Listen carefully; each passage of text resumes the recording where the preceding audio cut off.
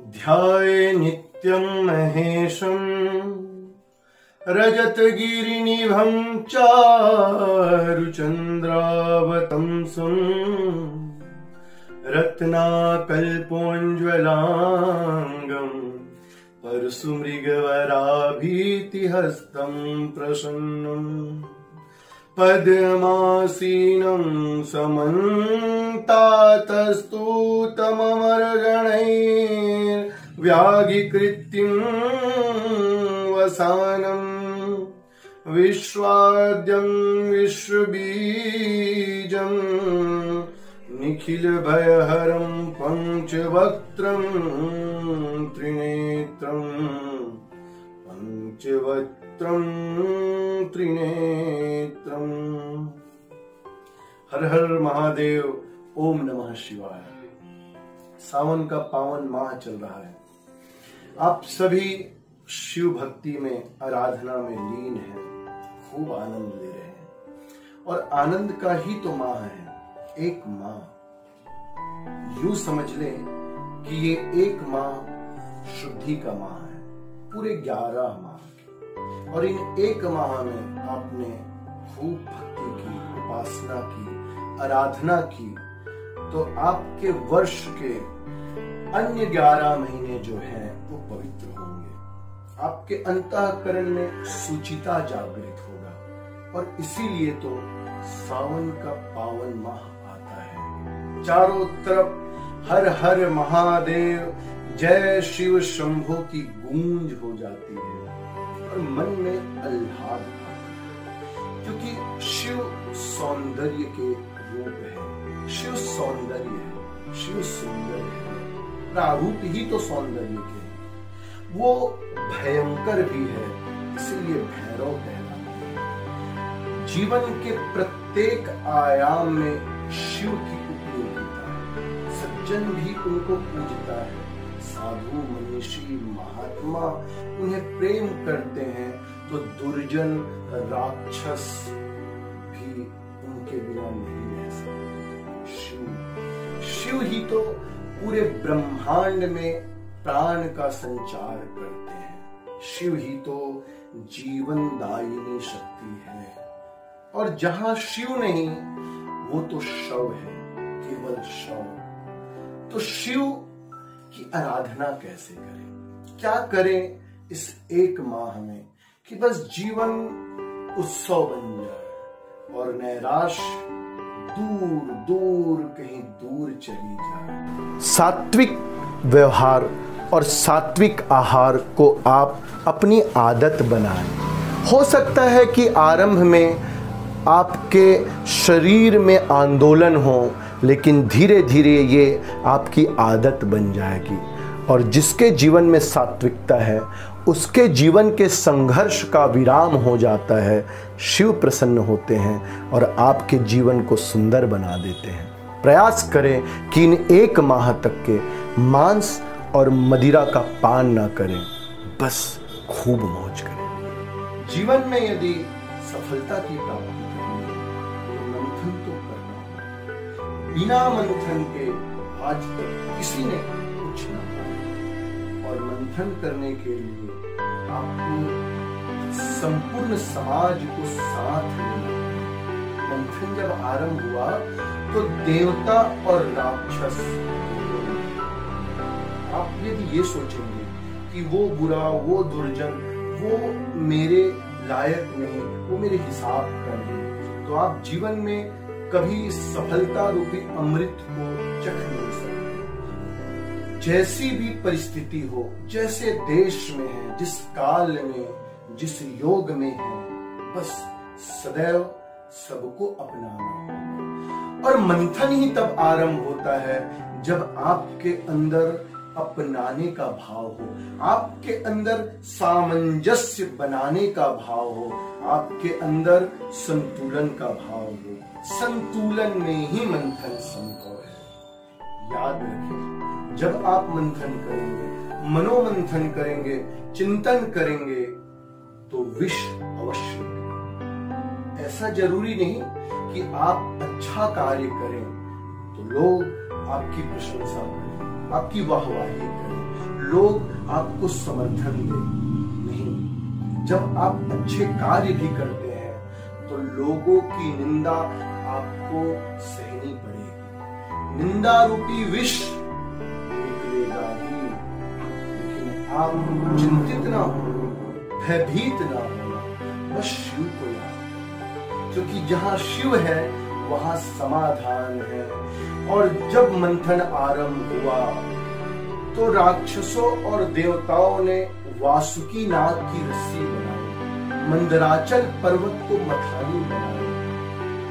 मथानी धीरे धीरे जल में समाने लगा तो प्रभु कच्छप और आधार बन जाते हैं। जब आप प्रतिकूल स्थिति में भी पुरुषार्थ करते हैं तो अलमाइटी गॉड, वो परमपिता परमात्मा आधार देता है और कहता है, don't worry, I am with you, you be happy only, you do your work with honesty. देवता राक्षस दोनों आरंभ करते हैं मंथन और कालकूट जहर निकलता है तो मंथन रुक जाता है, स्थिर हो जाता है। शिव को याद किया जाता है तो शिव आते हैं और उस पल में जान फूंक देते हैं, क्योंकि शिव आया तो ऊर्जा आई, शिव आया तो जीवन आया।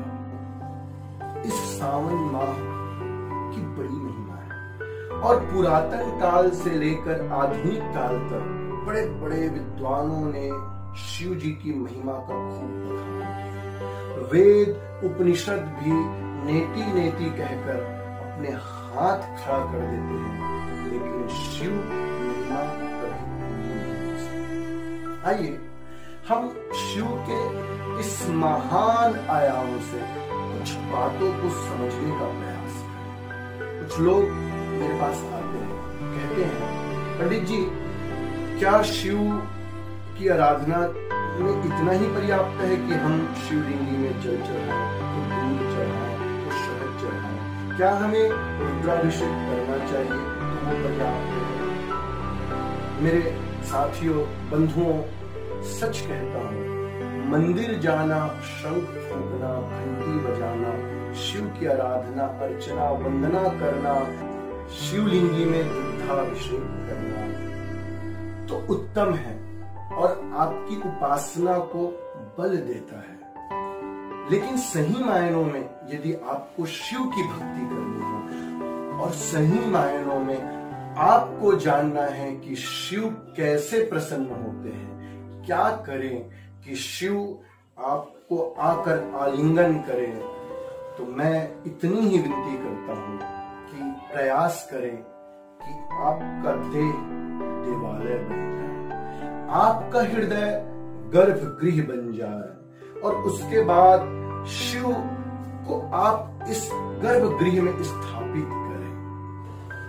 बंधुओं, कोयला और हीरा वास्तविक रूप से देखा जाए तो एक ही तत्व से बना है। दोनों में कार्बन डाइऑक्साइड की ही मात्रा है, लेकिन अंतर कैसा कि एक ओर कोयला जिसका मोल नहीं, लेकिन दूसरी ओर हीरा जो आभूषण के रूप में उपयोग किया जाता है। और कोई यदि हीरे को धारण करे तो समाज में उसकी मान, प्रतिष्ठा, कीर्ति बढ़ जाती है। लेकिन ये ना समझे कि कोयले का अपना कोई महत्व है, कोयले की भी अपनी एक भूमिका है।